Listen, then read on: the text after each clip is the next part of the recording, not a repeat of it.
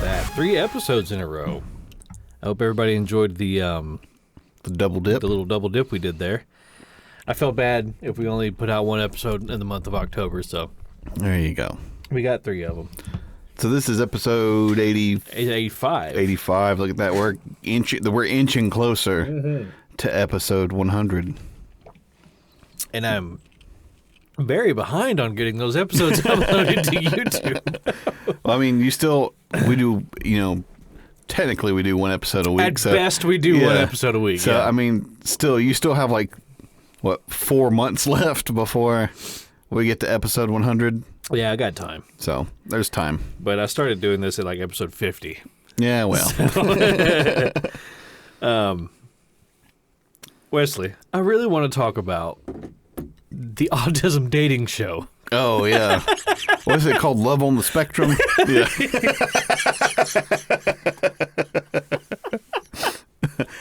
The first time I heard about it was, I think Shane Gillis had a bit on it. Yeah. That's funny. Speaking of him, he in his stand-up, he does that bit about Down syndrome or whatever. And Shane looks like it barely missed him. Yeah. I think he makes a comment like that, in his stand-up.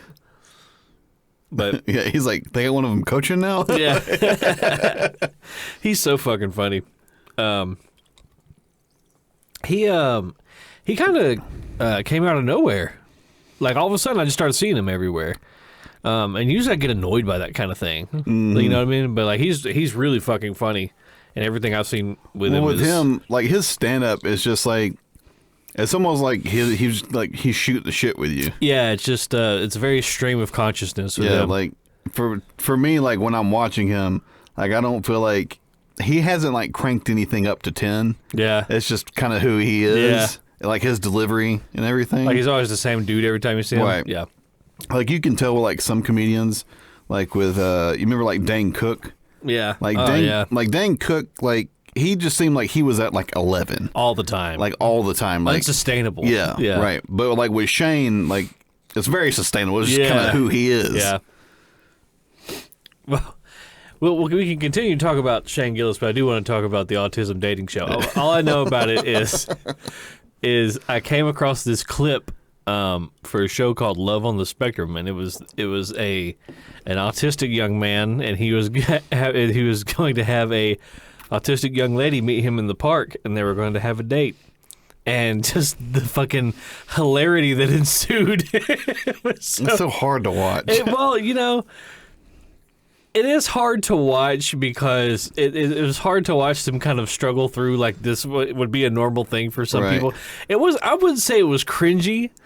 I just kind of felt bad for both of them. I felt bad. Yeah, I felt bad for both of them. But that dude was fucking funny. Some of the shit actual legitimate autistic people, not these people who self-diagnose because they're boring and they have no personality, but actual autistic people.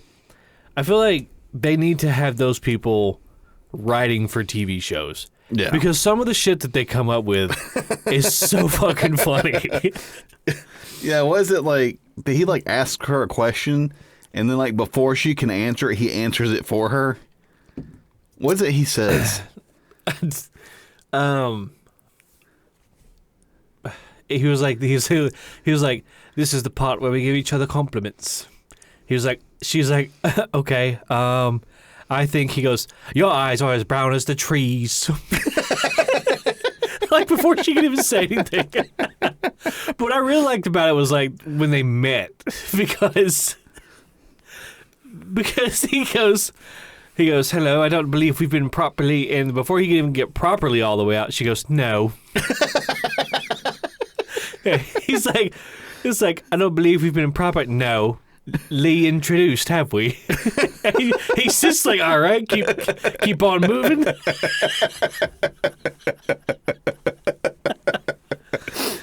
Oh my God, it's so funny.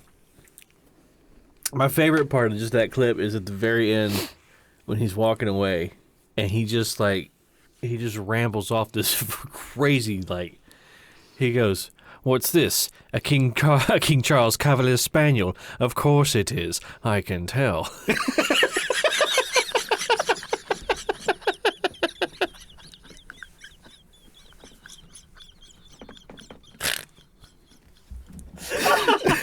It's just like it's like some shit that you would see like on Djibouti dubs, like in real life.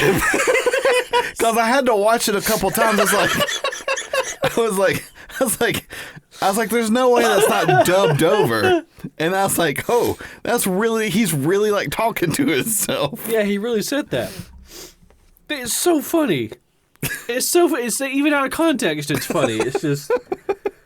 That's why I want these people to write for TV shows and movies, because I'm so sick of like all the oh, that just happened, that kind of shit. Like, let these people have a crack at it, because just their normal state of being is fucking funny.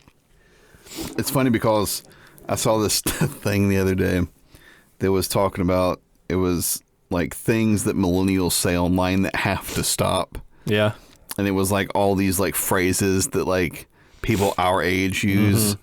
They're like, they'll ask for like a recommendation and then they'll type like, and go. Yeah. Or they'll be like, sorry, not sorry. Mm-hmm. Or they'll say, oh, fuck, what's the other one that they always do that gets on my fucking nerves? Was can't even one of them? Can't even was one of them. Damn it. There was another one. It was right on the tip of my tongue. But there's like, there's like all this type of shit or whatever. And it's just so boring. And like, what's the word? Like, I'm pedantic. Yeah.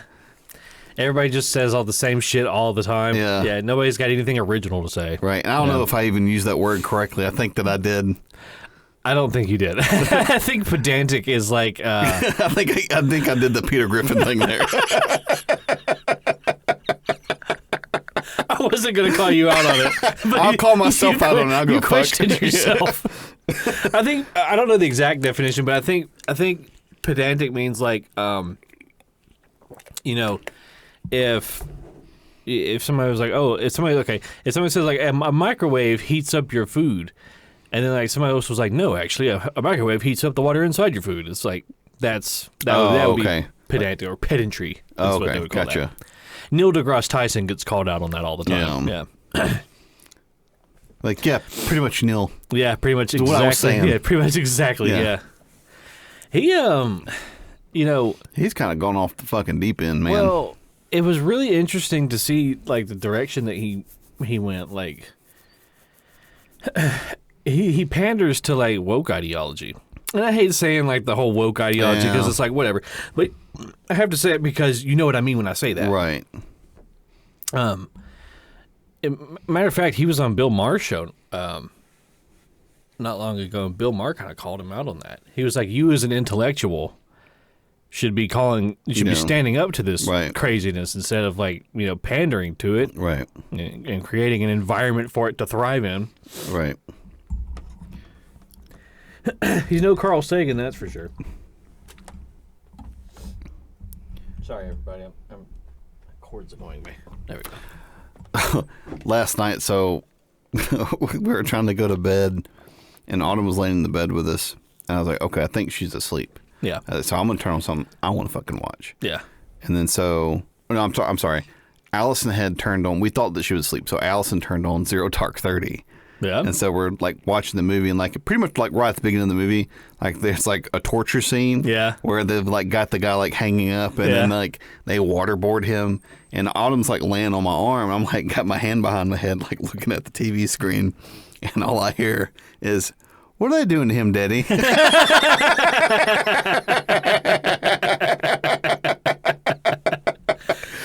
I was like, well, enough of that. Yeah. So did you try to explain waterboarding to your 5-year-old? No, I was like, well, we're going to change this.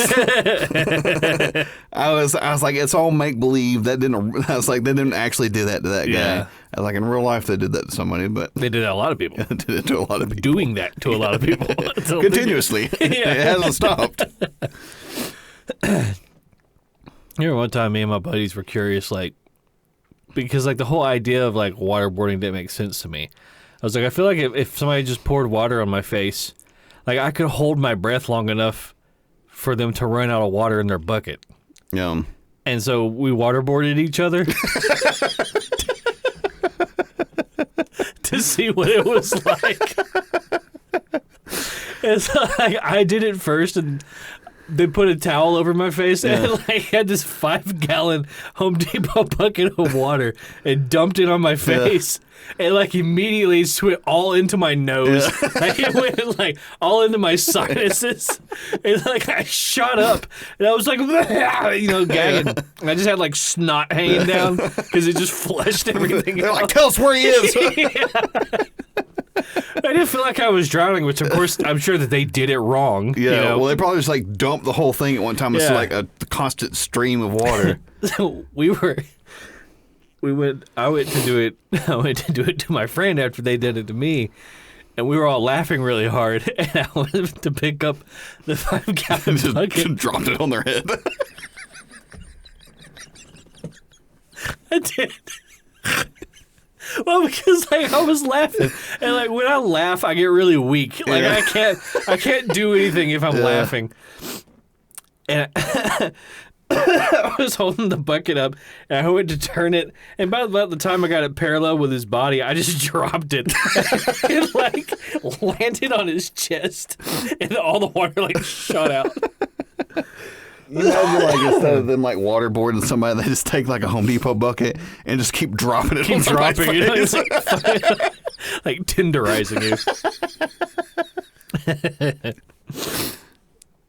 This is called smashboarding. Smashboarding.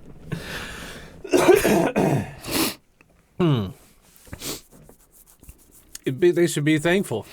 Those prisoners in Guantanamo Bay that they don't use some of the torture devices that we looked up on that one episode. Oh, yeah. We spent like 45 minutes looking at torture devices.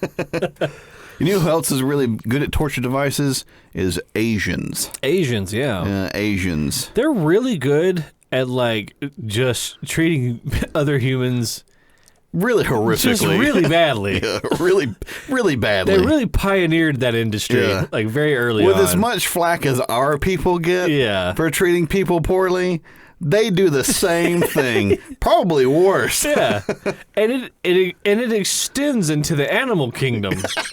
It was far too much.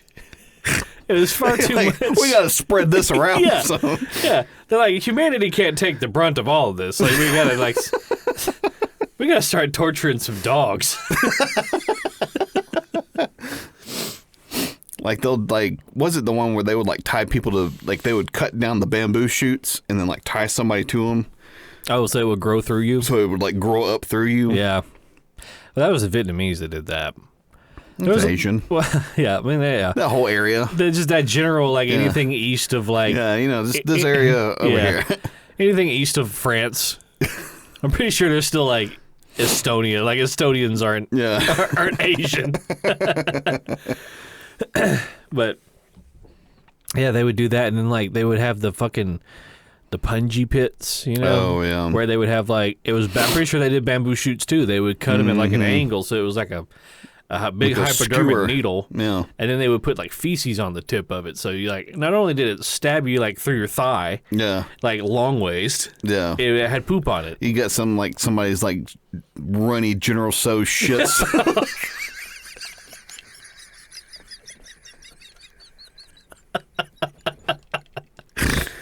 Oh, jeez. I feel like we're very salty this episode.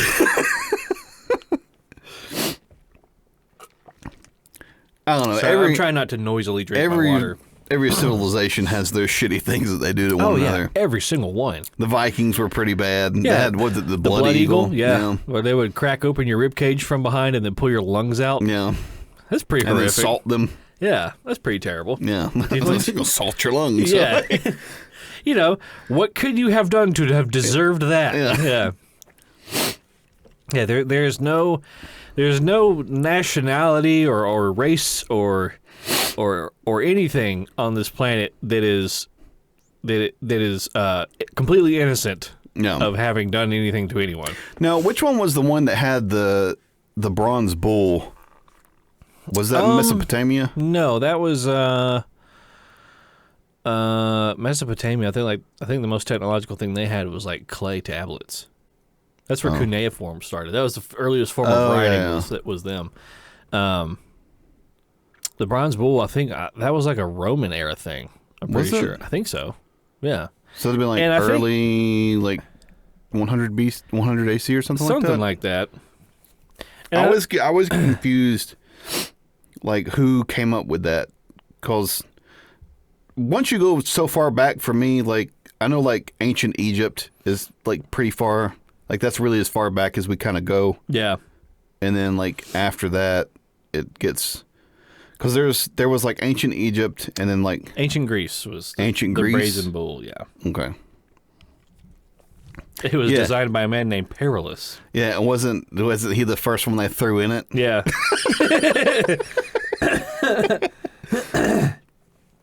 Yeah, because they were like, we got to see if this thing works. You made it. Get in there. Yeah. Because I saw like a little meme. It was like, it's like, here's your torture device, and they like throw him in it, and he's like, what are you doing? Move!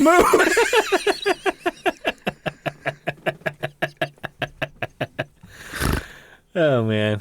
Yeah, for anybody who doesn't know, they said that was the most horrific way to go. Well, I could see that. I could see that being the case. The bronze bull or the brazen bull was this thing that it was a big bull statue. I mean, I think of like the one that's in like Wall Street, like that one.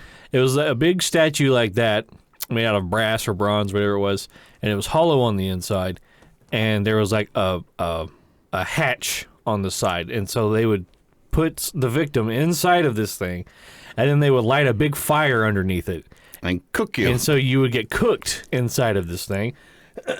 And supposedly the structure of like the airways inside of the bull's head would make it sound that the screams of the person inside of the thing sounded like the noises that a bull would make. And I just can't imagine, that a group of like 1,500 people got together, threw a dude inside of this thing and cooked him and listened to him scream, and then all just went home. And these were like the same people that gave us like our current structure of government, right? Yeah, something like that. Yeah.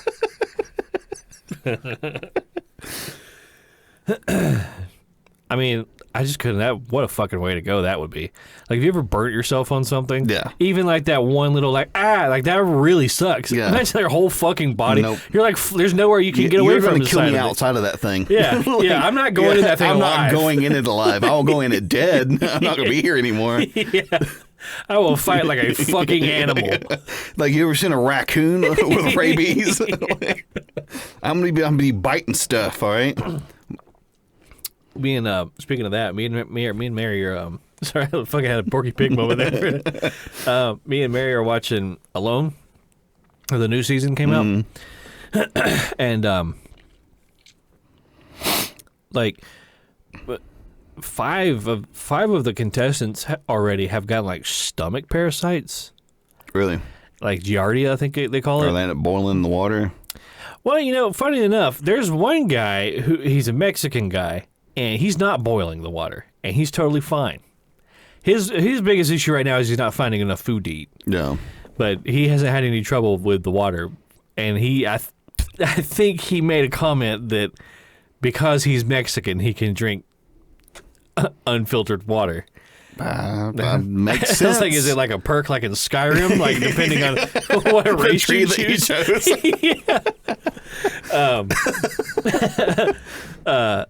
But yeah, like a bunch of VAT skill. Yeah, he put all his points in like survival. Yeah. Put all his points in the stomach. Can drink feces contaminated water. Yeah, wasn't there's one that's like lead stomach, lead belly? Lead belly. It's like you can drink irradiated water. But like all these people are getting sick and like, shitting themselves and throwing up and everything, and it's like, early human lived this way. Like, I would imagine that we were much hardier back then when that was, there was no, there was nothing soft to retreat to. Everything was just hard and cold. So, like, I imagine, like, back then, their stomachs were probably more, adept to drinking that kind of way. It's like the middle of winter. Like, you live on, like, the Great Plains. Yeah. Like, there's no fucking trees anywhere. Nowhere. Nothing to cut that wind. Nothing to cut the wind. You drank some bad water. It's like... then you fucking die. And then you, like, go outside the hut. And it's like negative 20 degrees. Yeah, because your stomach hurts. And you have to lift up your deer skin and, like, you're, like, shitting all over the ground. Blast a huge watery shit all over the ground.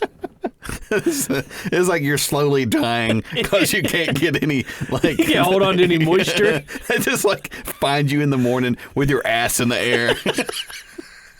It's dead. Yeah. Something chewed your arm off. It's like a fucking gopher, like, chewing on your eye or some shit. And the guy who finds you's just like, yep, that's how it goes. It'd be like that sometimes. It is what it is. It is what it is. And now it's just, you compare that to now, and it's like, well, somebody's saying, the lead actor in this movie didn't look like me.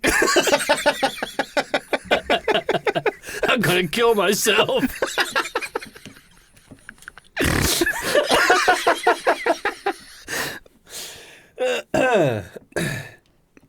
All I'm saying is that it really puts your problems into perspective. Speaking of movies, I saw there's a one that's coming out that looked really good. It's got Joaquin Phoenix in it. Yeah, it's about Napoleon. I saw that. Well, I saw like a little clip or something out of that. It's directed by who was it? It's directed by the same guy that. It's not Christopher Nolan. He's done a bunch of different ones. But it looked really good. I wonder if they're going to do, if they're going to be historically accurate with Napoleon's height. Like if they're going to have to make all the other actors around Joaquin stand on boxes. Yeah, maybe to make him appear shorter. Because wasn't Napoleon like super short? Was he like 4 or something? He was small pretty short, dude, if I'm not mistaken. Yeah, so it's directed by Ridley Scott, who's the same person who directed Gladiator, and he directed Gladiator. Mm-hmm. I didn't know that. He directed Gladiator, and I think he also directed. Okay, Napoleon was 5'6". So he really wasn't. He wasn't all that for the short. time. Then he would have been normal height, right? Oh wow, Adolf Hitler was 5'9". That's the same height that Mary is. Mary, you got something you need to tell us? I didn't know I was married to literally Hitler. I'm #shaking. Not my president. But yeah, it's directed by the same guy that directed Gladiator and the same guy that directed, I think Ridley Scott also directed Alien. Yeah, he did, yeah. Man, talk about a good movie, Gladiator. Mm-hmm. That was a good movie. It's an incredible movie. It's really funny to like see Russell Crowe in that role when like the most recent thing I've seen him in was where he was this fat lunatic that chased a lady down in traffic and like killed everyone in her life. What was that movie called? It was like Road Rage or Rage or something like that? It was like the first kind of movie that came out during like the pandemic, wasn't it? I think so, yeah. Yeah, it was like one of those ones that was it was like the first like release straight to streaming, wasn't it? Like that was like the big thing with that movie. Yeah. That and Bird Box, I think, around the same time. That was a good movie. Yeah. Bird Box. But yeah, I mean that one's coming out, and I know that once Oppenheimer comes out, I want to see that too. I really do want to see that. I remember reading about that movie when they were filming or wrapping it up or whatever. And like apparently Christopher Nolan really wanted to film an atomic bomb going off for the movie. Yeah. Like, I guess for like where the testing scene or whatever. No. But I mean, they test nukes in Nevada all the time. No. Like they're constantly out there blowing No. shit up.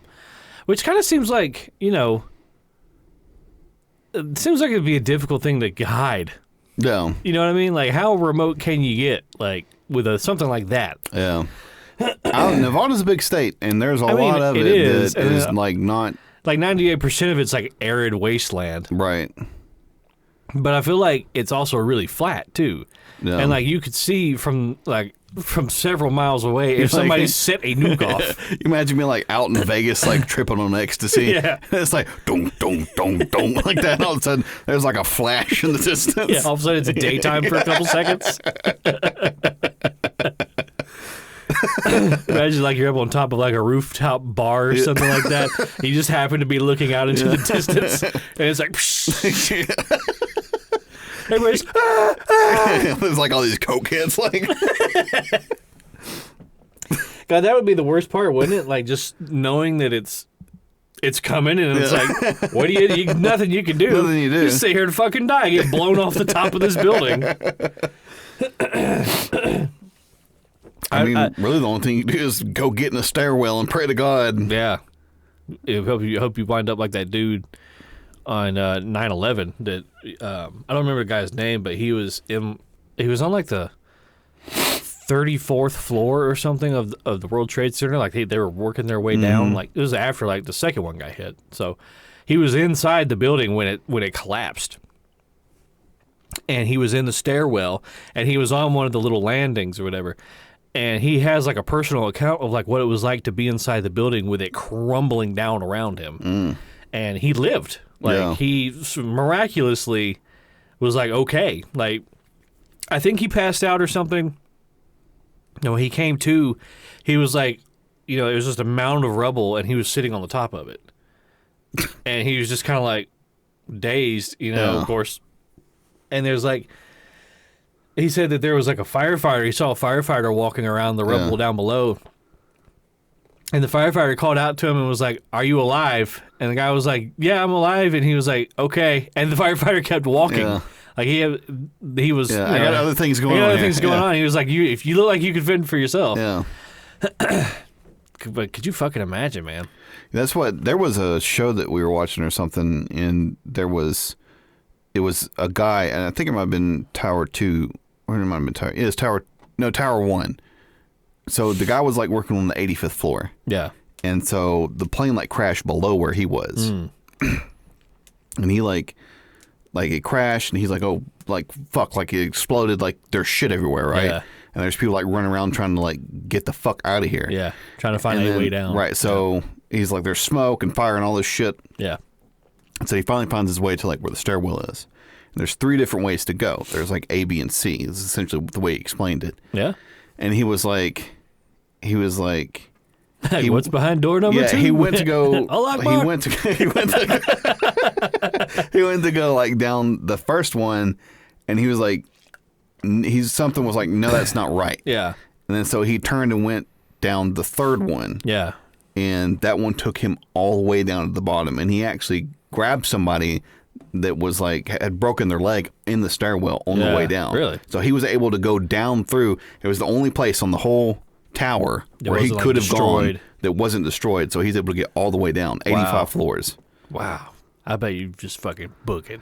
Yeah, just fuck. I wonder like how long that must have felt to like an eternity. You know, before you even got outside. And the crazy thing is like even if you made it all the way to like fucking even out the front door, and then the building started coming down. Right. Like, you know, thank God it came down like a demolition. Straight down. Straight down. But could you imagine if it fucking started like cartoonishly, just like you're like like run to the side. Yeah, God, that would be fucking insane. And then like, you know, all the dust and like particulate that was fucking everywhere. Like, there was people who like weren't even in the building who like asphyxiated just from the fucking dust in the air. Oh yeah. Yeah, people who are blocks away from all that shit going on. There's that one very famous picture of that woman who got away from the building or whatever, but she was covered in like head to toe in just that shit dust or whatever. And she ended up dying of cancer as a directly related to breathing in all that nonsense, whatever the fuck, asbestos or whatever it was. Mixed with jet fuel. And concrete powder or whatever. And like, I don't remember exactly what it was, but there was some fund that was set up to help the victims of the whole thing and the families and everything, and like they denied her any kind of like compensation because they couldn't like, even though there's this very famous photo of her obviously like a victim. Yeah. You know, they were like, we can't determine whether or not your cancer has anything to do with this. So, you know, like they pulled that like the VA shit on her. Right. You know what I mean? Yeah. Like you come in there and you're a fucking nugget with no legs and arms and legs, and like we can't. Yeah, not service related. Not service related. Yeah. That's what one of the craziest photos is still the guy that jumped. And it's just a photo of like just the falling the building first. And like him. It's just you see like this little figure next to this building. Yeah. Like that's fucking wild. I cannot imagine being in the situation where it's like I have to choose between plummeting 100 stories to my death. Yeah. Or just staying in this building until it fucking collapses. Yeah. Is at that point your only choice is how do you want to go? Right. Because you can stay here and get pancaked or die in a fire, a jet fuel fire, or you can jump out the window. Yeah. And have some fucking fresh air before you died. Yeah, that was crazy. I don't know what I would choose.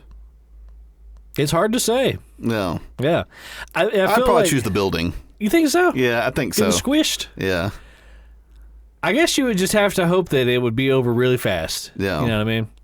Like I said, I would just try to get into a stairwell where it's just like the most structurally sound part of the building and just try to write it down. Write it down. I'd try to go up to the top and just write it down.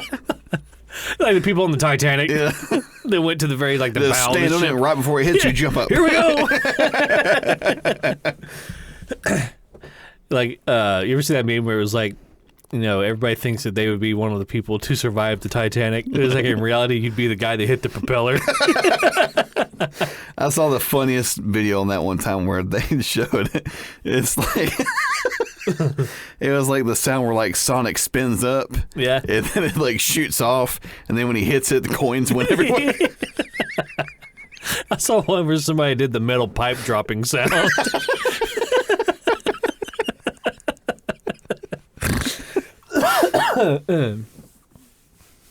Weren't they gonna build a Titanic too?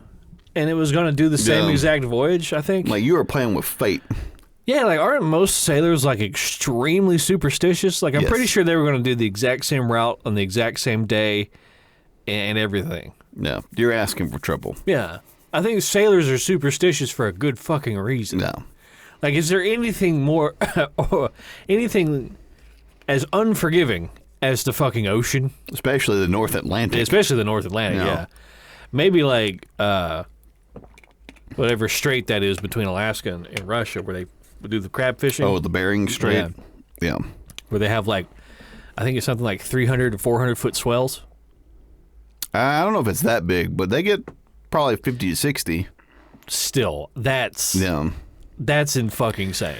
Well, it's like, there was a rock slide up there in one of those fjords up in Alaska. And there's an account of a father and his son. They were on a fishing boat inside this bay.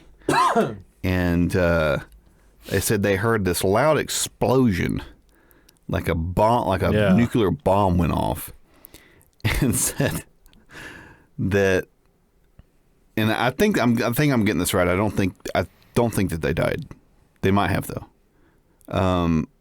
Was that rock slide, like a chunk of the mountain came off? Yeah, and like it just broke away. Plummeted like 1,000 feet, like into this bay. And the tidal wave was over 1,000 feet tall. 1,000 feet. 1,000 feet tall. And the reason why they know this is because there's no trees Yeah. Like there's these trees ceased to exist on this mountainside opposite to it. Yeah. It just wiped them all out. Wow. I can't even in my head visualize what a 1,000 foot tall tidal wave would look like. Like if you told me 50, 60 feet, I could imagine that. But 500 feet to 1,000 feet in my head all looks the same. It's just it is this unrecognizable. Like I can't even. Like I said, I can't comprehend that. That's way too fucking It's big. way too fucking tall. Yeah. And it's incredible the amount of power that those things have behind them. Well, you figure the force, right? Like that much water has a certain mass, and the acceleration, it's moving very fast. So mass times acceleration equals, force.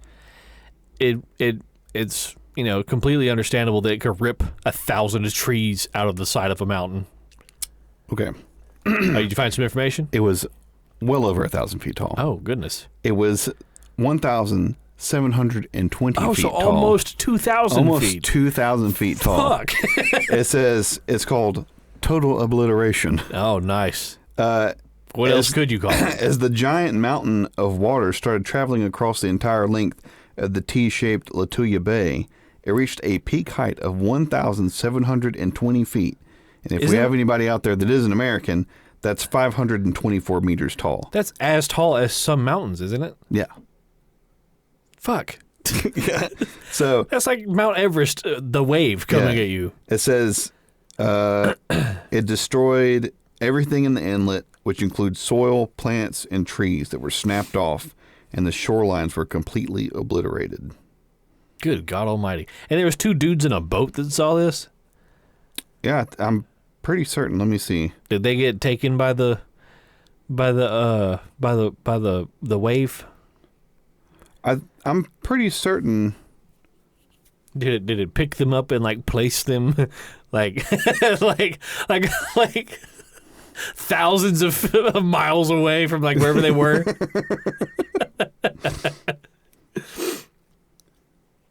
Like you hear about how tornadoes will displace people. Like just pick you up and put you down somewhere else. Oh yeah. Yeah,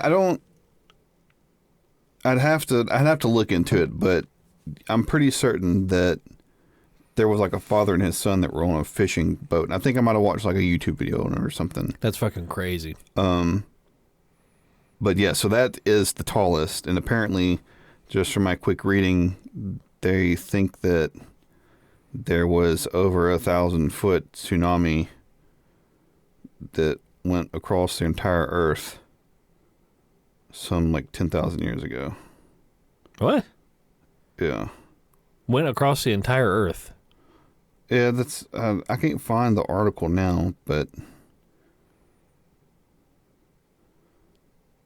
That's hard to imagine, it making it even halfway across the continental U.S.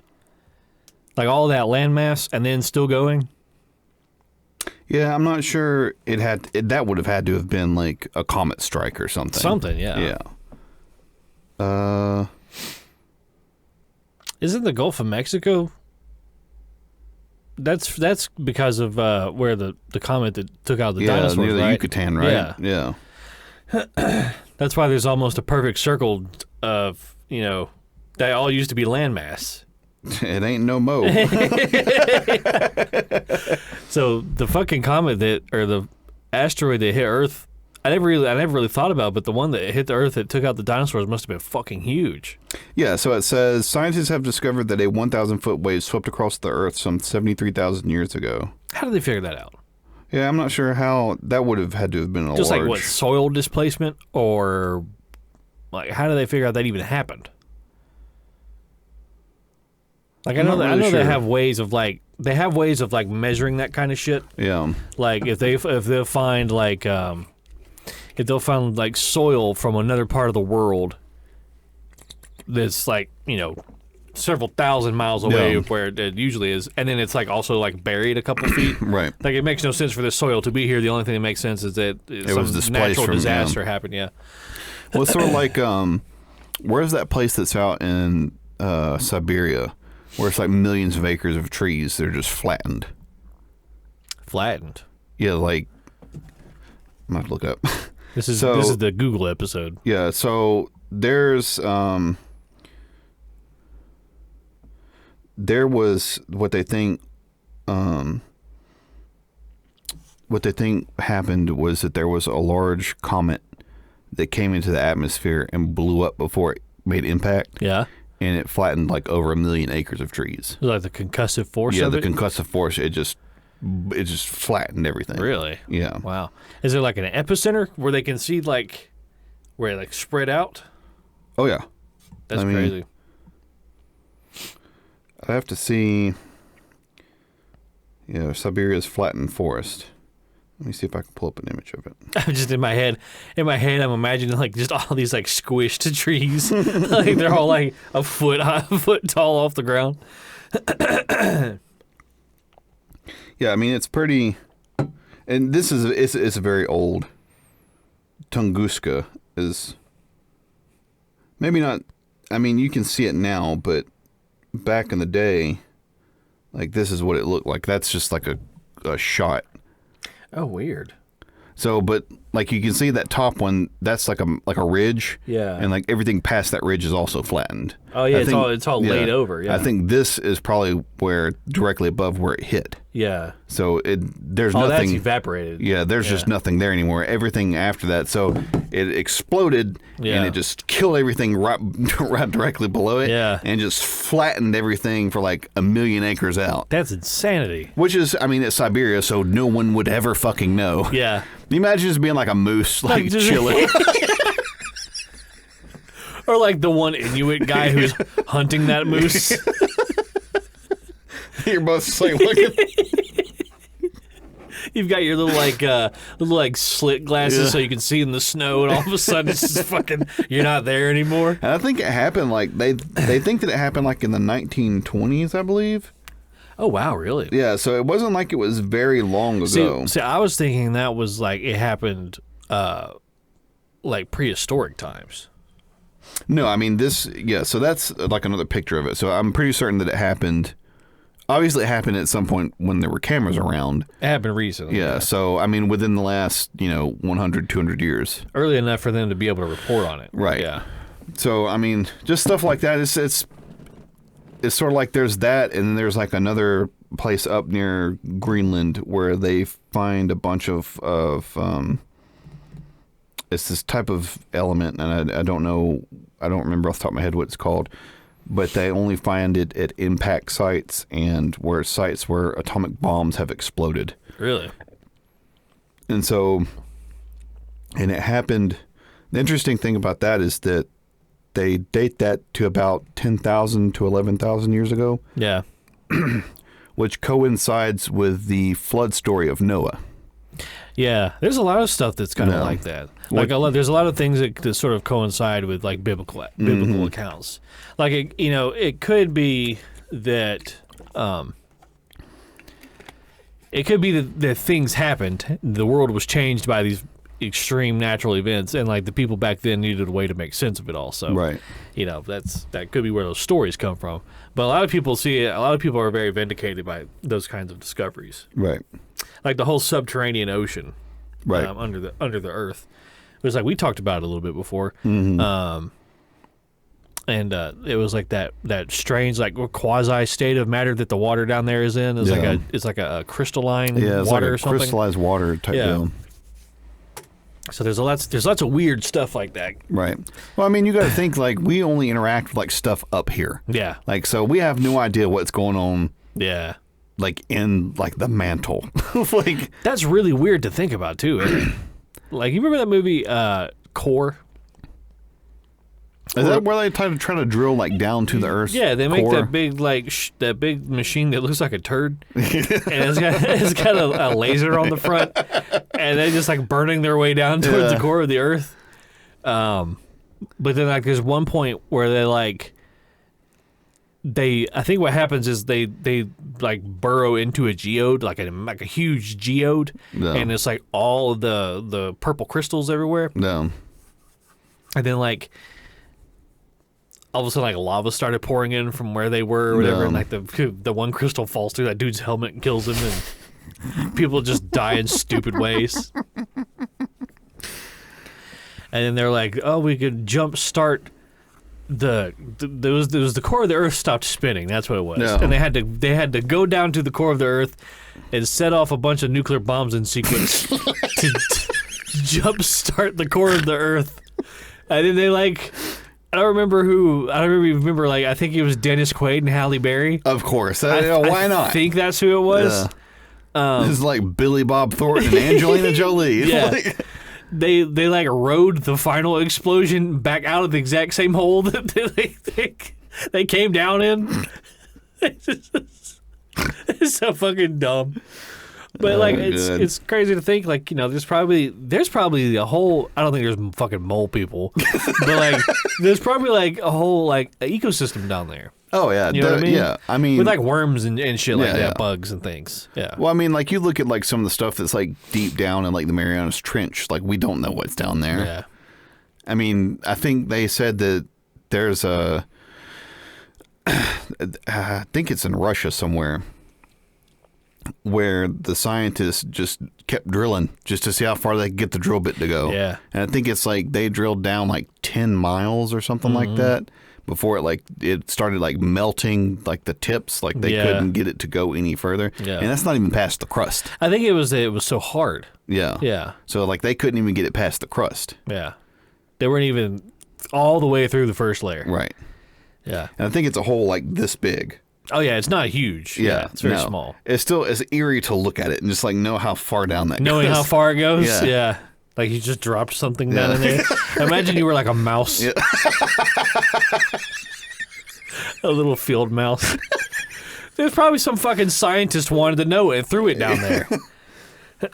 Scientists have like no scruples. Like these people need to be kept in fucking check, all right? Fucking sociopaths. We will see what happens to the mouse when it falls down the heavy hole. Auf Wiedersehen, mouse. No, since it was Russians, they probably dropped a fucking dog down it. Oh, yeah. Yeah. Yeah. They're playing like the Russian national anthem in the back. Bit. Yeah, bliat. Suka bliat. Suka bliat. They're like, I don't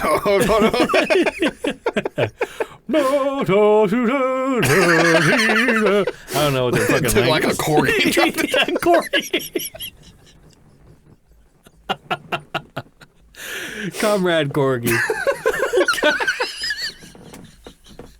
Comrade Corgi sounds like a fucking 1960s comic book character.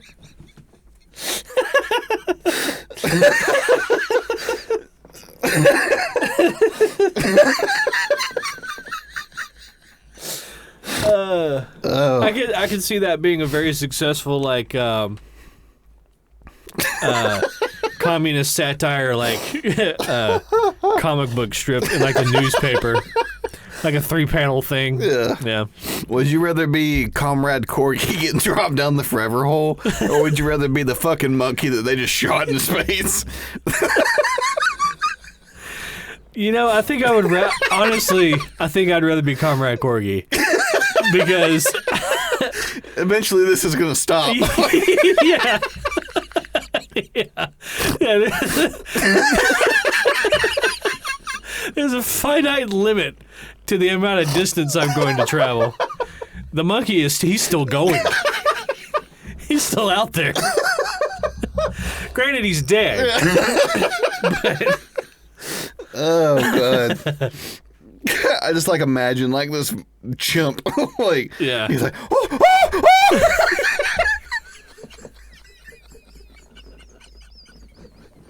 Drifting off into the endless void of space. Just off into the abyss. What if he just got fucking obliterated by an asteroid?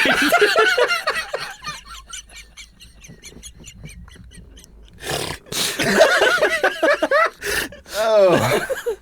Honestly, best possible outcome, if we're being honest. Just gets sucked into a black hole. Like, well, I don't know, because like, have you ever heard the theory that when you get sucked into a black hole, you experience it forever? Yeah, what do they call it? Because of time dilation? Spaghettification. Spaghettification. Because it was like, It was like the closer you get what to a the fucking way. yeah, it was like the closer you get to the center of the thing, like the slower you experience time. Yeah. So it was like, you know, it's like parabolic, right? Or asymptotic, whatever you call it. So like it finally gets to a point where it literally just goes on forever and ever. That's because it's all speculation. There's nobody who died to a black hole and came back and told us what it was like. With the space monkey thing, though, we had talked about it once before, but my favorite thing to think about is like an alien species like finding it and being like, oh, these small simian creatures figured out space flight. And they like figure out where it came from, and they come here, and they're like, "Wow, these things look a lot different than like the one we found." And then they see that the one that they found is like being used for experiments, and they just kind of piece it together. They launched one into space, and they're just like, "Oh."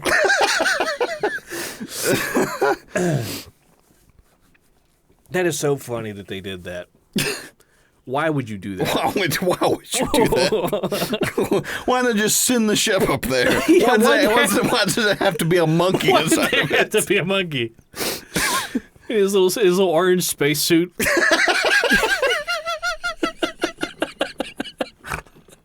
His little helmet. Oh. I think the Russians did that one too, or did we do that one? No, the Russians did that one.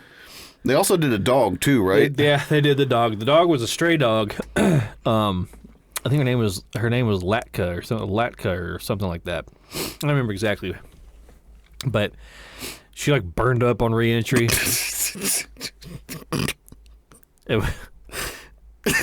They do not give a fuck about dogs over there. It's funny to me.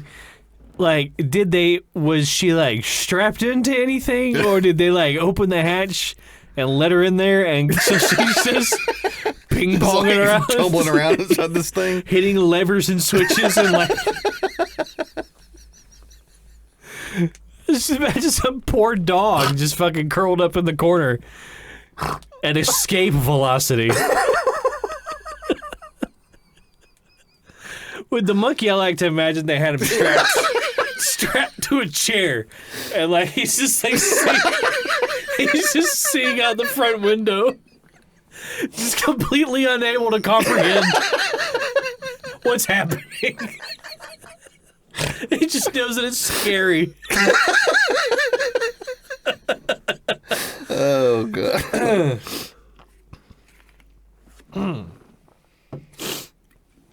Oh my god. You know,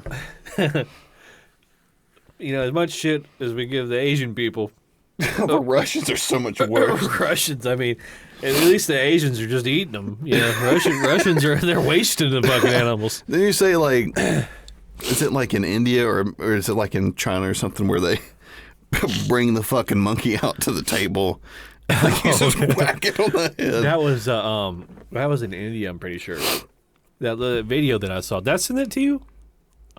I think the you video might have, I saw wasn't a video of it actually happening, but it was like a recreation. No. And it's so bizarre. They bring this little monkey out and they put him in this contraption in the middle of the table. There's like all these people sitting around the table, like a round table. And then like they like give you a little mallet. Yeah, they like raise the monkey, they turn a crank, and like the monkey's head comes up in the middle of the table. What if it started playing like the or like they have like the thing where the monkeys dance or like with a little fez on. Yeah, he's like clapping the cymbals. Then make the other monkeys watch. We really are just vile fucking things, aren't we? But yeah, the little monkey's head comes up in the middle of the table, and like everybody gets their own like "don't break the ice" mallet, and they just start whacking it in the head until the monkey's dead. And then like and then everybody goes, everybody claps, and then the server comes over and he clips off the mushy top of the monkey crushed skull, and they all start eating the brains out of the monkey. That's got to be like a businessman thing, like. Oh yeah, like that's not like that's, drugs. Like he just isn't doing it anymore. Right. I have to beat a monkey to death and eat its brains. Like nobody like with no. There's not like a family of 4 is not there. Like, No, with 2 little kids. Like one's not acting right. Like the parents like yelling at the toddler, like whacking his monkey. It's like a clown going around with like balloons. I said no iPhone at the table. It's so fucking strange. I mean, I'm sure there are American customs that seem strange to people, but like I have never beaten anything to death and eaten its brains. So I feel like I have a moral leg up here in this conversation. I've also never launched anything into space, so yeah, there's also that. You know what? If I had to look at our Super Cringe Thursday every day, I might launch myself into space. Nice segue right here at the 30-minute mark, or the 1 hour mark. Take it away, Wesley. So this is the fucking video that Wesley sent me. That Wesley sent me while I was at work. I opened it up and just no warning. Yeah, so this one is from one of my 2 favorite places to get cringe. I feel bad about getting cringe from these places because it's just easy. Like I don't have to. Like the cringe comes to me. Yeah, that's where it all goes. We're just drip feeding it. Yeah. Like I don't have to go out and find it. Yeah. Like I don't have to go out and hunt my cringe. Yeah. Like this is like farm to table cringe. Farm to table cringe. Locally sourced cringe. No. So this particular video is once again at a restaurant. Amazingly, is it at a restaurant? I'm assuming somebody looks like they set a plate of food down in front of this person, and I don't think I noticed the background. I think I was just disgusted by what I was witnessing. And so the person just. I don't even know how to describe it. I'm at a loss for words. I'm at a loss for words for what this is. So the person makes. Can you rip audio from the video? I'll just do this. It is a restaurant, by the way. So they set food in front of her, and then this happens.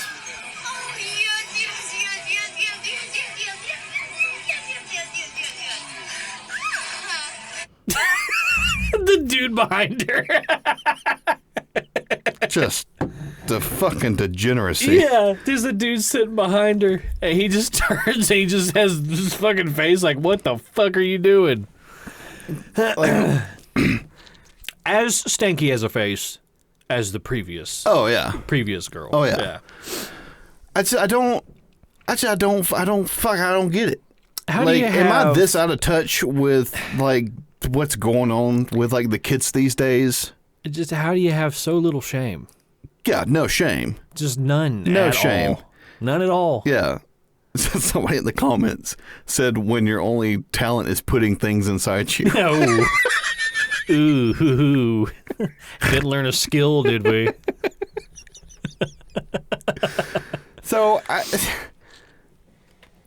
like these people. It sounds like somebody getting fucked, and that is what played out loud at max volume in my office.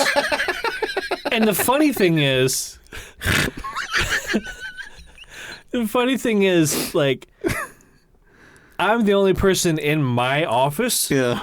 And then there's somebody across the hall from me. And then there's 2 people in their offices down the hall from me. So it's dead quiet. Everybody's just working. And then you hear that come from my office and me very hastily trying to turn it off. And nobody came to me and said, what was that?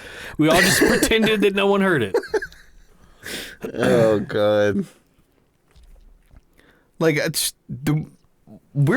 just a generation of just fucking. It's narcissistic. Just also, like, narcissistic degeneracy. I think I can, like. Right? Is that. Yeah. I think I can tell that she looks like she might have one of those ring lights set up. Oh, that's worse. Like on the table that she's sitting at. So, like, you know, even before all that went down. Yeah. You know, if you were sitting across, if I went to dinner and the person sitting next to me, like, pulled out of their, I don't know, bag, a ring light and turned it on, and then a tripod and put their phone on it, I think I would assault that person. I think I would just... I'm about to give you a video. I think I would just launch into an animalistic fury. Just a tirade. Just... That would go viral. Just me going ape. Just the hammer fisting. And screaming. Screeching. Just beating the shit out of this person. No, but it's like if I honestly, if I saw somebody doing that, I think I would just have to leave. Like, I'm not going to be in the background of this thing that you're doing. I don't want to be enshrined in your fucking cringe. No. I feel bad for that guy. I feel bad for that guy too. Because all he was trying to do is have lunch. He's just trying to have lunch or dinner. Or yeah, he looked like he might have been like a working guy, maybe on his lunch break. Yeah, yeah. This unemployed hooker decides to go into Denny's and pull this shit. It's just like, I just don't understand what's wrong with people. Like, I understand, like, there's a lot of these people are fucking degenerates. Yeah. But be a degenerate in your own house. Yeah, do it at home. Yeah, do it at home. Please. Like, you don't have to do it in public. As I guess it's like the same thing with, like, all these people wearing, like, let's call furries what they are. Yep. Yeah. It's fucking degeneracy. It's degeneracy. Yeah, it's just a form of degeneracy. Yeah, just a form of degeneracy. Yeah. Like, there's all different types of cancer. Right. Yeah. and this happens to be one of the many forms of degeneracy. Yeah. Is sitting at a table and making whatever the fuck that sound is. Making sex noises. Like, when you get your grand slam. whatever it was you got there, yeah. Mm. You know... And the most disturbing part of that is that she filmed that for an audience. Mm-hmm. So there's an audience for whatever this is. There's an appetite. She is supplying. Yeah. Gentlemen. Yeah, it's definitely for dudes. Yeah. Gentlemen, listen to me. Listen to me, gentlemen. Lads. Stop it. Get some help. Get some help. I love that clip. Michael Jordan. Stop it. Get some help. Like, I guess you just would you just like fall down the rabbit hole into whatever this is? I don't know how you get to that point. Like you just go from like watching, like, I guess normal prawn. Was normal porn not good enough for you? Like, and then you just devolves into whatever this is. I have long stated that that's what happens to people who watch too much pornography is they eventually get desensitized to what quote unquote normal porn is, and then they need something a little bit more risky and dare I say cringy. Maybe people get off to this fucking cringe. Maybe. I don't know. Want to kink shame. Yeah. But if you do it in public, I'm going to. I'm going to. Yeah.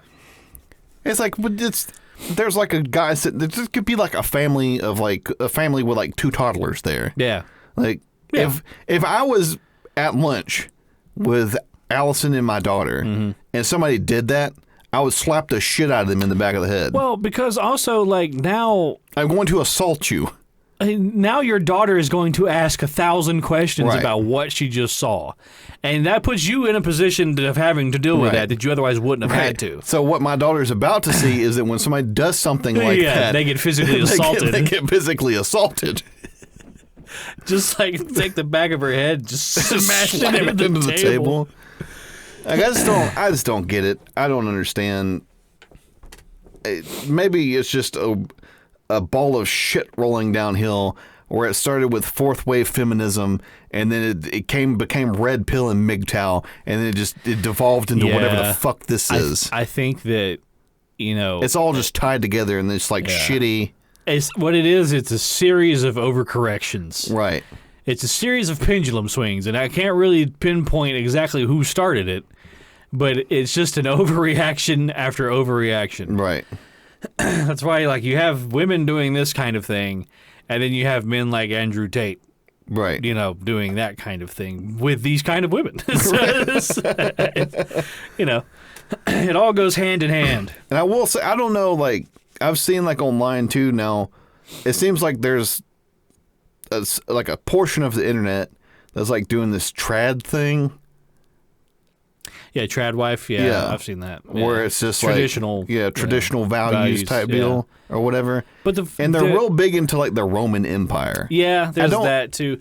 But there's nothing wrong with like having a fondness or a desire to, have traditional values. Right. Excuse me. There's nothing wrong with that. But if you're doing it for like an aesthetic, right, or a fetish. Right. Then you're doing it for the wrong reasons. Right. Yeah. You should probably do it because you prefer the moral. Yeah. The moral solidarity here. Right. Yeah. Not the moral ambivalence. Moral ambiguity. Yeah. Yeah. I don't know. It's just. The whole thing's fucked. It's all fucked. Whole thing's the whole thing's fucked. She's fucked. It's all fucked. And congratulations. It's like if you don't turn into a spinster, which I'm assuming you probably are, yeah, like you might have grandchildren one day. They're going to see that video online, and they're going to be like, "The fuck? What was that, Grandma?" Or maybe this just be all degenerate filth, and we'll all just be like, "Yay!" Like, just clapping for each other, just clapping the whole way down. I saw this thing the other day. It was like, "Hey kids, I found a picture of your grandmother's wedding." And then it was like in 2023, it was like, "Hey kids, I found a picture of your grandma's pussy."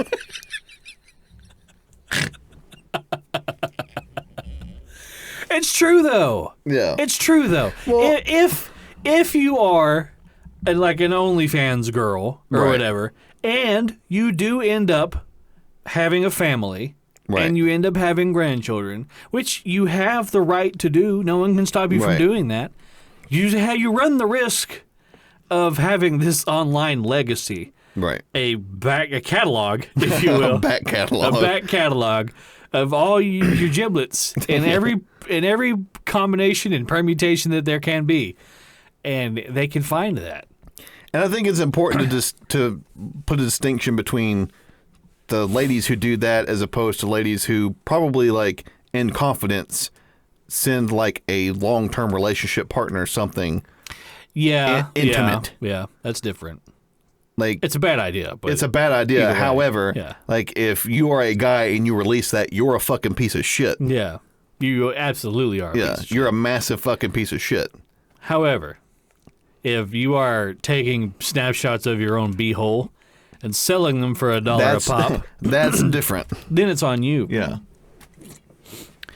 It's always funny to me. It seems like every week there is some OnlyFans girl, and it's funny that they call themselves sex workers, because it's like you're not a sex worker.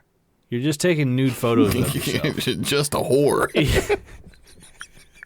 If you were a sex worker, you would be like working at like a brothel. Right. Or in Vegas as an escort, and you would be fucking people for money. That's what a sex worker is. Right. You're just don't besmirch the name of sex worker. Yeah, it's like you want all of the credit but none of the blame. Yeah. Yeah, that's what we're after here.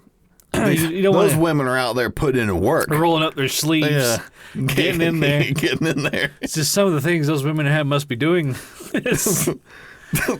I would assume there's like a madam somewhere that's just like these fucking pieces of shitty girls. Like they don't know what a real dick's like. Just like smoking a cigarette. They don't know what it's like. I don't know what it's like. Yeah. You think I got this voice from smoking cigarettes? You gotta suck a bunch of dicks to sound like this, honey. Hey, smooth skin, you got any shit? You got any sugar bombs?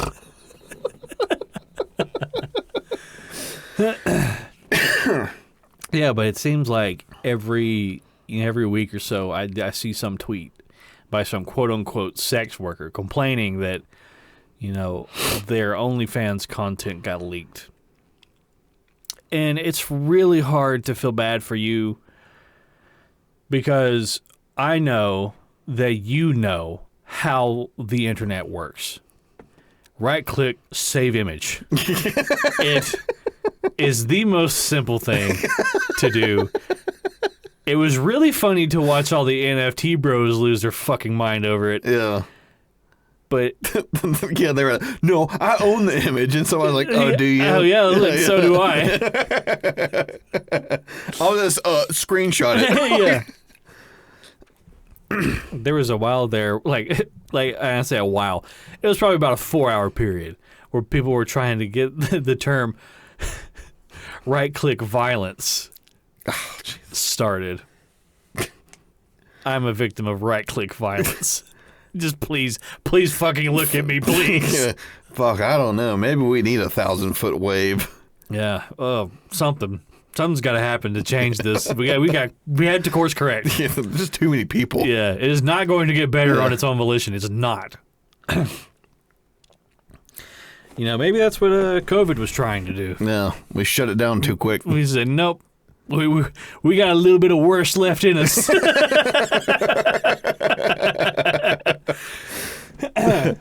Speaking of which, I ended up finding myself, somehow or another, I found myself onto a black Facebook the other day. A black Facebook? Yeah.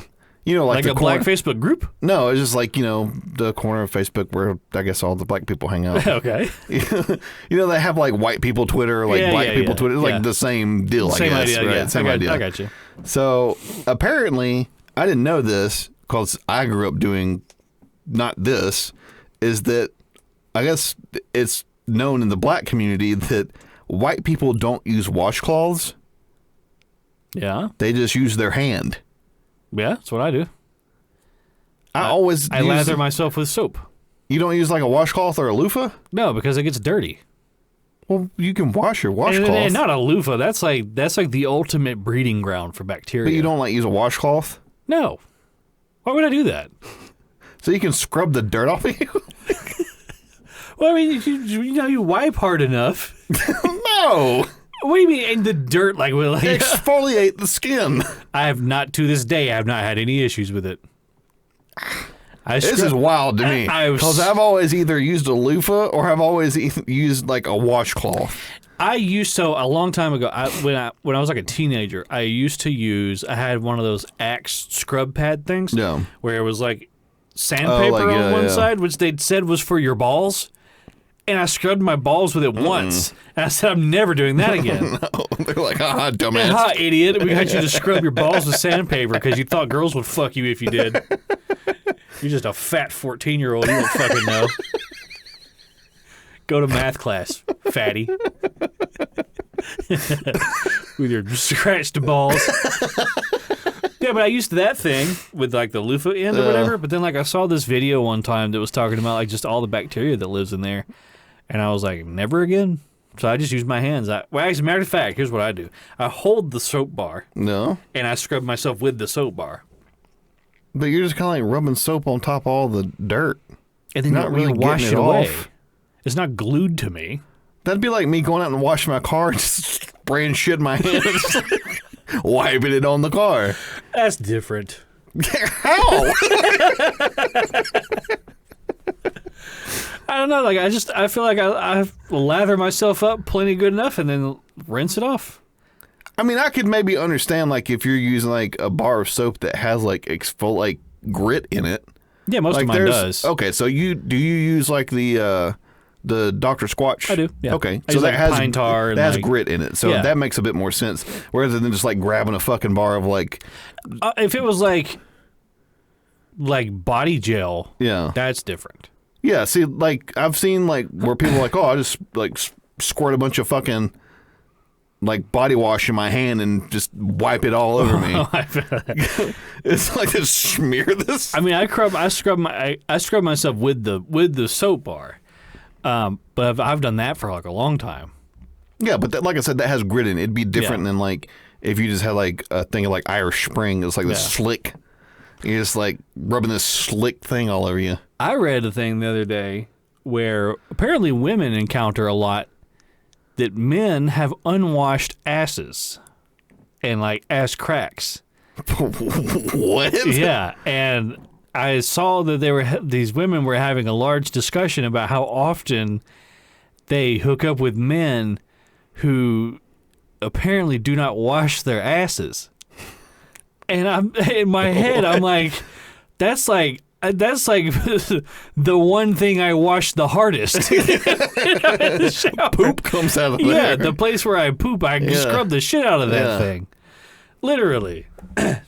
Yeah, why would you not wash your ass? And I made a comment. I was like, this can't be real. Like, I refuse to believe this is just an anti-man thing. Yeah. And somebody that I'm friends with on Twitter replied to me and was like, no, it's totally real. Like, there are dudes, a lot of dudes out there who just have poo butts. Just walking around with poo butts. And I was like, that's fucking gross. Horrible to know. Men, wash your asses. Please wash your asses, everybody, please. And your legs and your feet, too. Yeah. Like, it doesn't count that they got wet. You have to get the soap on them and really, rinse the only it off. place that I don't really get is my back. Like, I can't fucking get... not for lack of trying. Yeah, not for lack of trying. Like, I do like the thing where you, like, just get as much of it as you can. I'll take, like, a wash rag and, like, slap my back with it and try to grab it on the other end and, like, do, like, the floss kind of thing? Yeah. I'm getting like, it's like barely like touching my back. I'm trying, all right? I got a bad shoulder. Did you ever see that that Simpsons bit where Bart was like 1,000 pounds? And he was like all laid up on this couch. And there's like all these people standing around him. And he's like, I washed myself with a rag on a stick. And they all like applaud him or whatever. That's what it's like nowadays, seeing the way that people treat hedonism. Ugh. I just don't... How did we get here? The internet. I'm telling you, man, it was social media that started the whole thing. Well, it's just almost like it just... These people would have, like, had left their dark desires in the dark recesses of their minds. Yeah. And had not explored it. But I think there's were it not for the gift of anonymity. Yeah, if it were not for the gift of anonymity and also other people saying it's okay to do that thing. Yeah, vindication and anonymity. This is the bane of man. Right. This really sent us down a dark path. Right. It's funny to see, like, what counted as comically obese. Like, in, like, the 80s and 90s. Right. Me. Like, yeah, like a guy my size right now, people would be like, whoa, like, what, did you, like, eat your whole car? You know, something like that. Like, there's a part in Willy Wonka. You know Augustus Gloop? No. He was supposed to be, like, the big fat boy? No. He ain't all that big. He's just kind of like a chunky kid, but, like, or like Chuck from the Goonies. He was comically obese. Right. He's a fat kid. Or like the fat kid from Sandlot. By today's standards, not that bad. Right. Yeah, it's like the little fat kid from Sandlot. Yeah. He wasn't that fat. I mean, he was a little fat kid, but... Have you seen what that guy looks like now? He looks exactly the same. Oh, really? He looks exactly the same, except now he's got, like, crow's feet and laugh lines. Oh. So just not a good situation. The craziest one is... what's his name? I always forget what his name is, but he was in Remember the Titans, and he was huge, great big fat guy. Oh, I know who you're talking about. And now he's fucking jacked. Yeah, he's fucking jacked. Yeah, he's It's impressive. He was the big fat white guy with blonde hair in Remember the Titans, and he also played Blob in X-Men Origins. Oh yeah, he did, didn't he? Yeah. And as a matter of fact, I think I'm pretty sure I saw a video or something about that guy, and I think he said that role, being cast for that role, was like... So, like, you're perfect. Yeah, it was like, okay, maybe that's a bit of a wake-up call. Yeah. Yeah, I saw a picture of that guy not too long ago, and I was like, there's no way that's that same guy. Yeah, he is. And then I was like, and they're like, no, that's him. Yeah. Like, fucking good for you, dude. Yeah, absolutely. Like, also, you know, you're rich. And so maybe it was a little easier for you to do it with your personal trainer and everything, but you still had to put in the work. Right. There's a lot of fat fucking rich people. All the money in the world, you know, there's still a level of discipline. Self-discipline involved. that you have to exert in order to get to that. Well, it's sort of like Chris Pratt. He was real fat on Parks and Rec. Yeah. And then, I mean, there's some juice involved with that as well. He went straight out of that into Guardians of the Galaxy. Right. Yeah. Where he had to be like relatively in shape. Because I remember like him doing like an interview and he was talking about like, I think he was close. He was like 315 pounds. Yeah. Like when he was doing Parks and Rec, he's like, I just felt like shit. Well, you saw Chris Hemsworth. He was 315 pounds. Yeah. Really? He didn't look like he weighed that He's much. like 6'2". Really? Yeah. Wow. Because I'm 267 and I'm 6'4", and I feel like I look bigger than what he looks like at 315. No. Maybe he just wore it well. I don't know. Well, some people distribute it differently than others. It's like all your thighs and your calves. Right. Like the same width leg all the way down to your foot. What was I talking about? Oh, so like Chris Hemsworth in the most recent Thor movie, like Love and Thunder, I think it's called. Mm-hmm. He's like 0% body fat. No. Just as much muscle as you could possibly put on the frame of a human. No. And like he was like, of course, like there's a little bit of juice involved there. But like the workouts that they had him doing and the diet that they had him doing, I think after that movie, he was like, I can't do this anymore. And he's like, I want to be a person. Right. Like normal people just don't fucking look like this and don't feel like this. No. Yeah. Well, who was it? There was somebody else that was talking about that too. They were like, this is going to be my last superhero movie. They're like, I can't do these workouts anymore. Was it Chris Evans? It might have been Chris Evans. Yeah. Where he was just like, I can't. He's like, I will still work out. He's like, but not like this. Yeah. Because I mean, like, especially too, like once you get down to like a certain body fat percentage, like you start getting sick. Mm-hmm. Like your body cannot operate. Yeah. Because you're supposed to have some. Right. Yeah. But then you have people like fucking Joaquin Phoenix, who to get ready for Joker, I'm pretty sure they said all he did was smoke cigarettes and eat apples. And it shows. Because that is one of the most insane physiques I've ever seen a person have. The only one that tops that is Christian Bale in The Machinist. Yeah. That. He looks like a fucking skeleton. To this day, that is one of the wildest. Yeah. And then right after that, he did fucking Batman. Yeah. Where he put on 200 pounds or something like that. So he did, he did The Machinist, and then he did Batman. Yeah. And then he did. Was it the Dick Cheney movie? No, it was American Gangster. Yeah. Where he was a great big fat, like Italian gangster guy. And then he turned around and lost a bunch of weight and did the next Batman movie. Yeah. So he just went like this. And then I think he also did that one with Mark Wahlberg where he was like a boxer. He had to get he got really skinny for that movie too. Yeah, because he was playing a crack addict. Yeah, he looks like a fucking crack addict. Like to this day, I think like as far as like actors are concerned, he's like one of the best. Yeah. He is. I've never seen another actor just fucking morph the way that dude does. Mm-mm. It cannot be good for his body to be doing that. The constant up and down. Well, like I think they said, who was it? Who's that was in Castaway? Tom Hanks. Tom Hanks didn't like that weight fluctuate. Like he got diabetes from that. Did he? Did he not? Did he really? I think so. Can you get? I didn't know you could get diabetes from fluctuating your weight. Like if your weight does like this all the time, like if you're putting on and dropping like 100 pounds, like your body's like, I don't know what we're doing here. Yeah, it's like I'm trying to maintain something, right? But there's nothing to maintain. You keep changing everything. It's not good for you. Like they say, like that's worse for you than just putting the weight on and keeping it on. Yeah. You know? Well, I think what it is too is like your body operates like different hormonal levels. Right. Like, when you have a lot of weight, like your body does a lot of stuff to kind of counteract like your poor decisions. Right. Like and try and maintain a baseline. Yeah. So if you're constantly like shifting the goalposts, this is like your body's eventually like, I give up. I don't know what the fuck I'm supposed to do. You're like in fifth gear and just drop it down to first. Your body just redlining the whole time. Yeah. Oh, man. Yeah, that can't be good for you. But yeah, like, I remember the first time I saw Joker, it was, you can tell that he's skinny in that movie, but then, like, I think the first time you really notice how skinny he is when they do that first shot where he's trying to stretch his shoe out. Oh, and it's from behind, and it's just his spine and his ribs shoulder blades. and his shoulder blades. Yeah. And you're just looking at it like, oh, God, like, Yeah. Is that a goblin? What is that? Potbelly goblin. Little goblins running around. Donald Trump. I guess they're supposed to be making a second one, aren't they? I think so, yeah. I think so.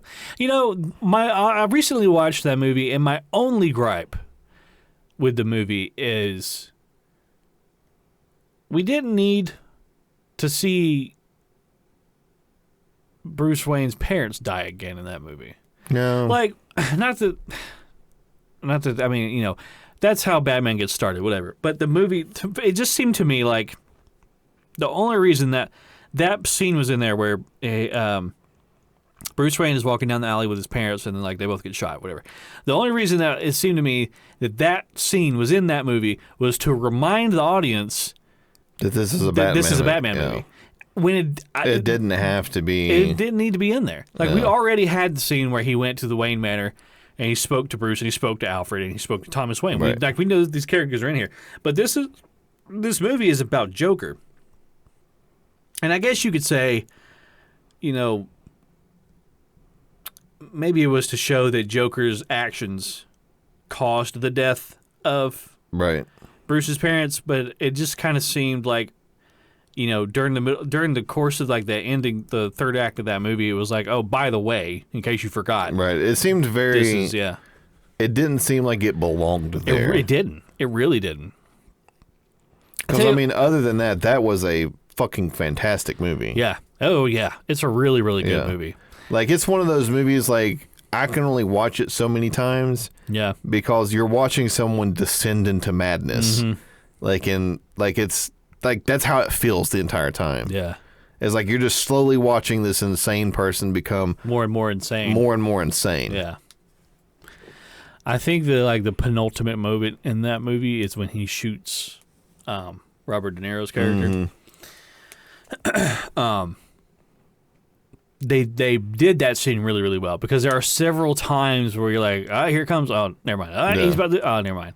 But then they finally had that final payoff, and they did it really well. Yeah, I thought that was really good, and they also did a really good job, like, where he does the stand-up bit, and where, like, they show it as through his perception of what happened. As if he did very well. Yeah. So then they show it again, and now you're also questioning what actually happened. Right, yeah. So you're also experiencing his madness. Yeah.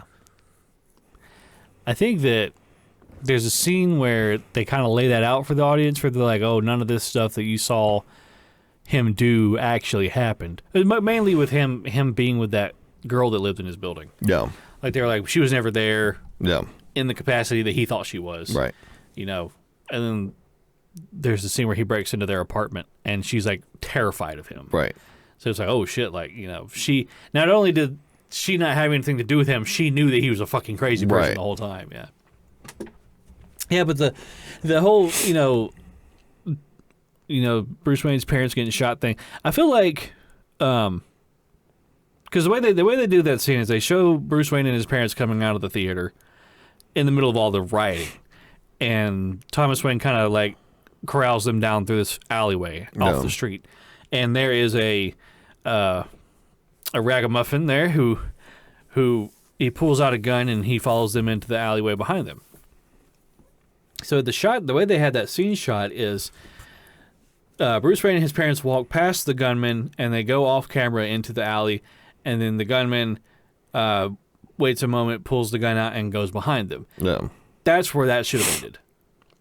I don't think if they wanted to have the, like, oh, don't forget this is a Batman movie thing, that would have been fine to have it just up to that point. Because then, like, you as the viewer can kind of parse the information, like, oh, that's how his parents died. Well, I mean, at this point, you don't need to hold the audience's hand to let them understand. There's been enough Batman movies. Everybody knows, like, what happens to Bruce's parents. There's no reason to rehash this again. Yeah. It's like, why does every Spider-Man movie have to have the scene where he gets bit? Right.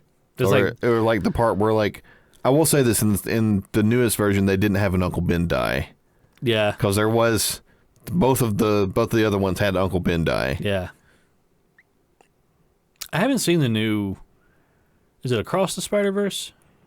Is that the animated one? The most recent one? With Miles Morales? Yeah.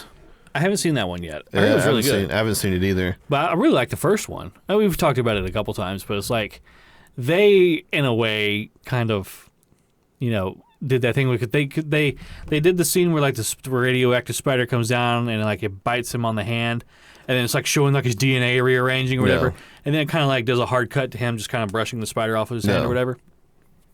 It was like it's not that big a deal. Like we all know how Spider-Man got started. Right. Like this is not. We don't need to show this again. Right. That's one thing I always liked about the Tom Holland Spider-Man movies is because they just let him be Spider-Man. It's like we don't have to have that whole 45 minutes dedicated to him getting the powers. Right. Let's just have Spider-Man. It makes do Spider-Man sense stuff. for Tobey Maguire's character to go through that, just so you can see it. Yeah. Right. Because that was really like the big point of his character was to change from Peter Parker to Spider-Man. Right. Yeah. Because with those movies, like he was still Peter Parker was like.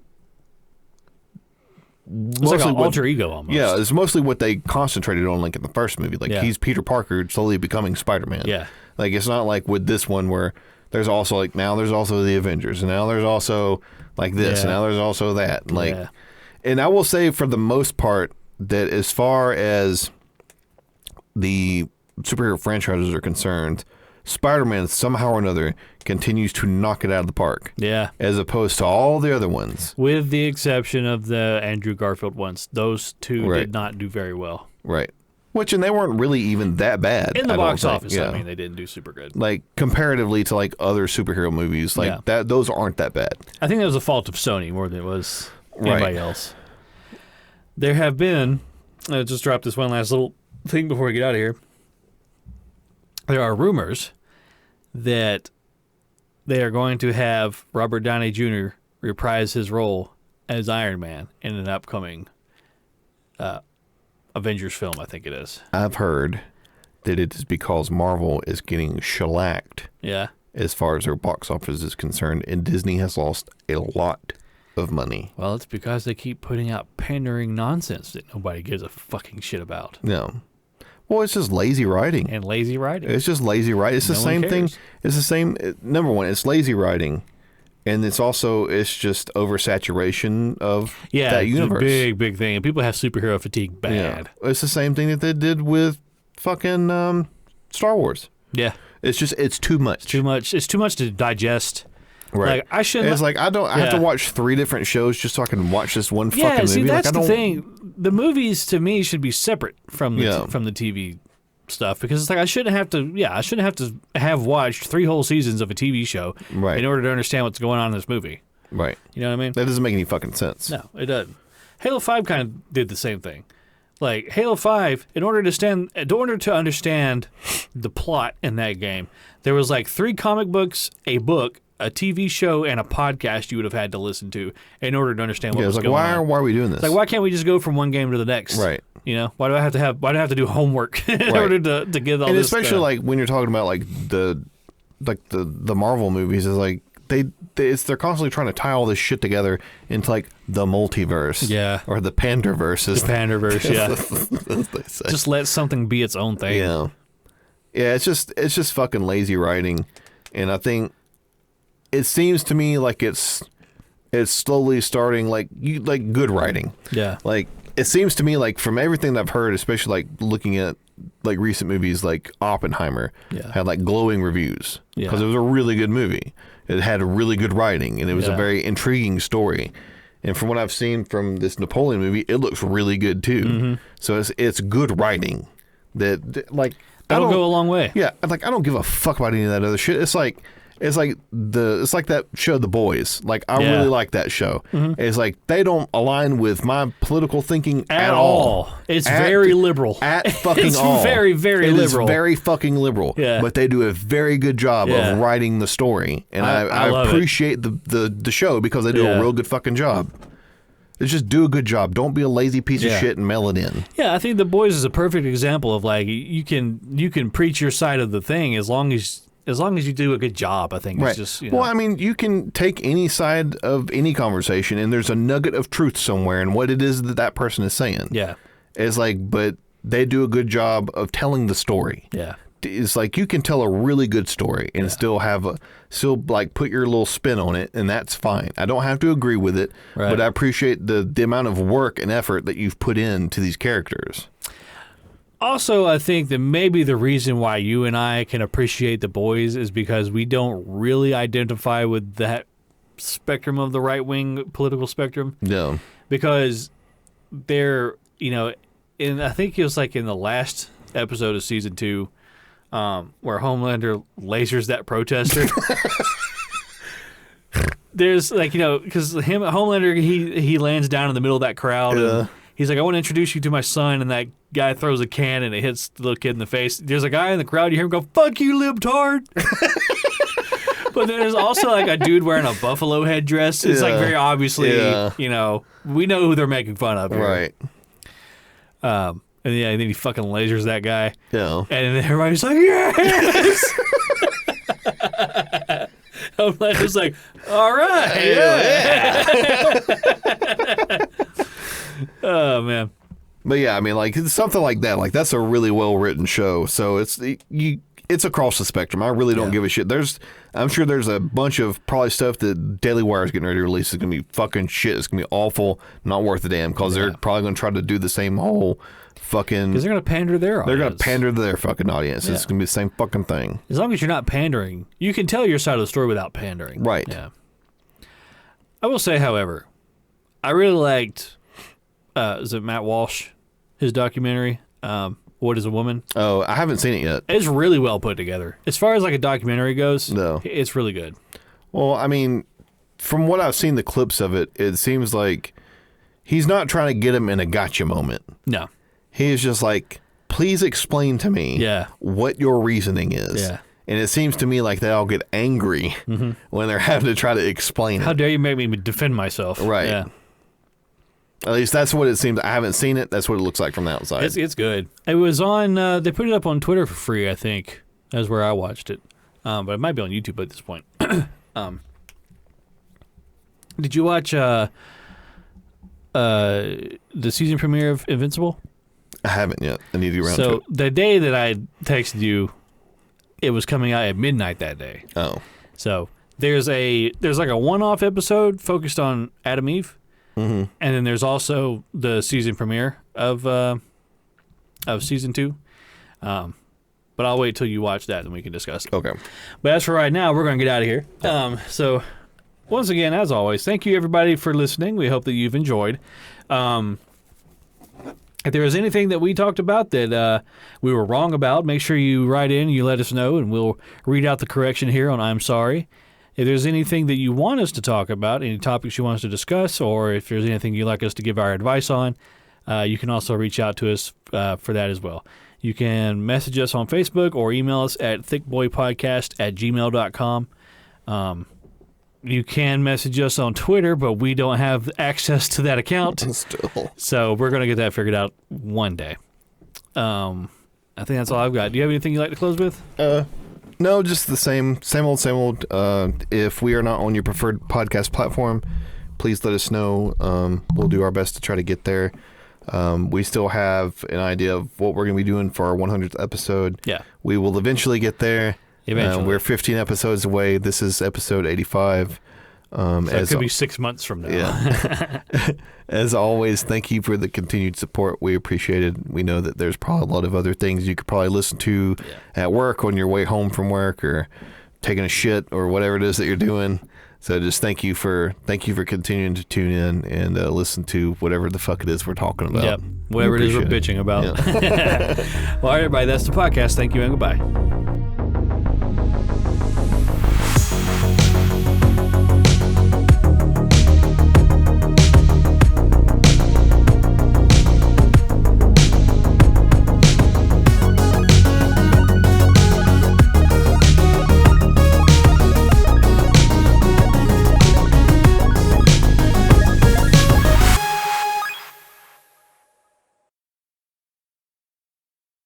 What's this? The King Charles Cavalier Spaniel?